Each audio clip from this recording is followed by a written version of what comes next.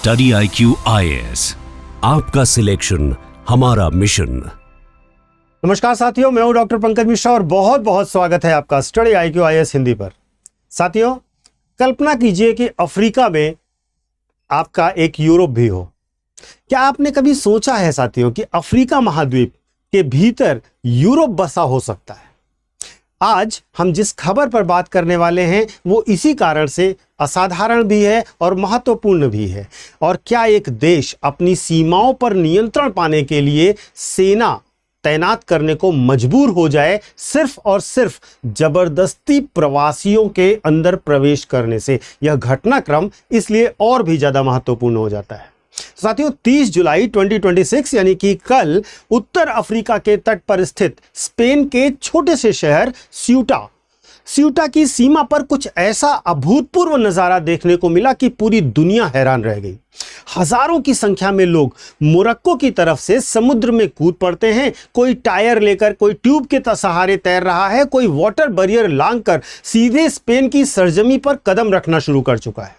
तो साथियों, देखते ही देखते स्पेन के बॉर्डर पर पूरी जो बॉर्डर सिक्योरिटी टीम थी वो चरमरा गई, पूरी व्यवस्था चरमरा जाती है और स्पेन को अपनी सीमा पर अतिरिक्त पुलिस बल के साथ साथ सैनिकों का भी डिप्लॉयमेंट यानी कि तैनाती करनी पड़ती है। तो साथियों, आखिर अफ्रीका के नक्शे पर जो ये मौजूद छोटा सा देश है स्यूटा, वो वास्तव में यूरोप का हिस्सा कैसे बना? क्या यह अचानक आया कोई मानवीय संकट है या इसके पीछे जियोपॉलिटिक्स और हाइब्रिड वॉरफेयर का कोई नया गेम चल रहा है? आज के इस सेशन में हम इसी पर डिटेल में बातचीत करेंगे और देखेंगे पूरे घटनाक्रम को हुआ क्यों, कैसे हुआ और इसके पीछे के प्रमुख कारण क्या क्या है। तो साथियों, सबसे पहले इस खबर को समझने के लिए आपको ज्योग्राफी को समझना होगा। देखिए, उत्तर अफ्रीका जो अफ्रीका का उत्तरी भाग है, वहां पर मोरक्को के तट पर दो छोटे छोटे एन्क्लेव्स हैं। एक का नाम है स्यूटा और दूसरे का नाम है मेलिलिया। ये दो छोटे छोटे एन्क्लेव्स हैं। भौगोलिक स्थिति यह है कि ये दोनों के दोनों अफ्रीका का हिस्सा हैं। ठीक है, दोनों के दोनों, स्यूटा भी और दूसरा मेलिलिया भी। राजनीतिक स्थिति यह है कि ये पूरी तरह से संप्रभु क्षेत्र हैं स्पेन के। और स्पेन क्या है? यूरोपियन यूनियन का हिस्सा है। यानी कि यदि कोई व्यक्ति जो अफ्रीका से है वह पैदल चलकर या तैरकर स्यूटा में प्रवेश कर जाता है तो फिर वह तकनीकी रूप से अफ्रीका से सीधे यूरोपीय संघ की भूमि पर पहुंच जाता है, यानी कि वो यूरोपीय संघ में पहुंच चुका है। और यही कारण है कि यह सीमा अवैध प्रवासन के लिए, जो इलीगल माइग्रेशन है, उसके लिए दुनिया के सबसे संवेदनशील हॉटस्पॉट्स में से एक है।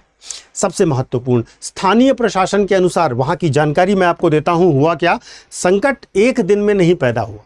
वास्तव में यह लगातार बढ़ता हुआ एक दबाव था। आमतौर पर इस घटना के एक सप्ताह के पहले तक प्रतिदिन लगभग 300 प्रवासी प्रवेश करते थे इलीगली, लेकिन 30 जुलाई के दिन विस्फोट हो गया। क्या हुआ?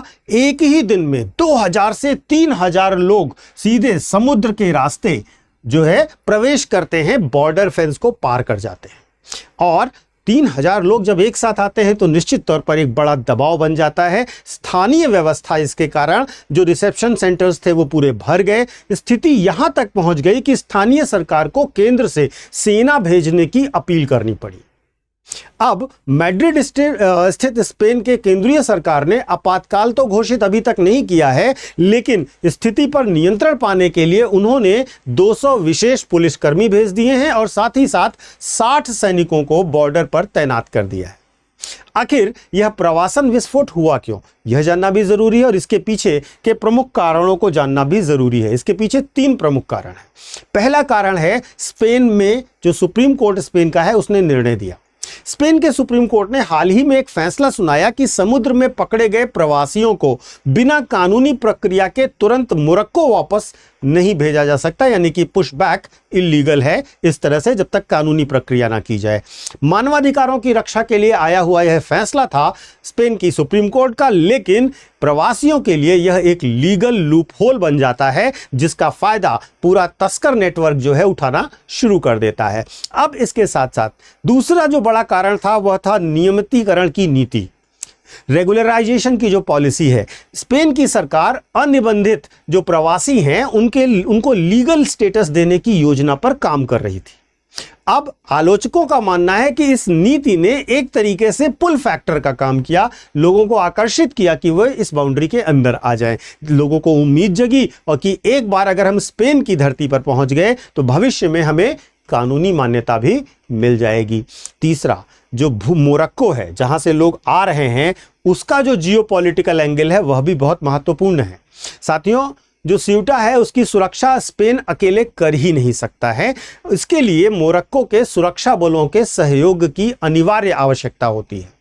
जहां पर इतिहास गवाह है दोस्तों कि जब जब स्पेन और मोरक्को के बीच में कूटनीतिक तनाव बढ़ता है तो मोरक्को की ओर से जो सीमा की निगरानी है वो बिल्कुल ढीली कर दी जाती है, छोड़ दी जाती है। इसे अंतर्राष्ट्रीय संबंधों में आप कह सकते हैं माइग्रेशन का हथियार की तरह इसको इस्तेमाल किया जाता है और दबाव बनाया जाता है स्पेन पर, झुकाने की कोशिश की जाती है स्पेन को। यहाँ पर एक बड़ा डिलेमा आपको दिखाई देगा, राष्ट्रीय सुरक्षा बनाम मानवाधिकार का। राष्ट्रीय सुरक्षा में हमें सबसे ज्यादा जरूरी क्या होता है कि हम अपनी सीमा को मेंटेन करके रखें, संप्रभुता को मेंटेन करके रखें, लेकिन मानवाधिकार के मामलों में अंतर्राष्ट्रीय शरणार्थी कानून और जीवन की रक्षा को प्राथमिकता दी जाती है। दूसरा, यहां पर चुनौती आती है हाइब्रिड वॉरफेयर और घुसपैठ को रोकने की। अगर हम राष्ट्रीय सुरक्षा की बात करें और इसके कारण उन्हें तुरंत पुश बैक करना चाहिए, यानी कि बाहर भेज देना चाहिए। लेकिन जब मानवाधिकार के नजर से देखते हैं तो वास्तव में उन्हें खतरे वाली जगह पर वापस नहीं भेजा जा सकता है और इसके लिए अनिवार्य कानूनी जांच की आवश्यकता होती है और स्पेन यहीं पर फंस जाता है।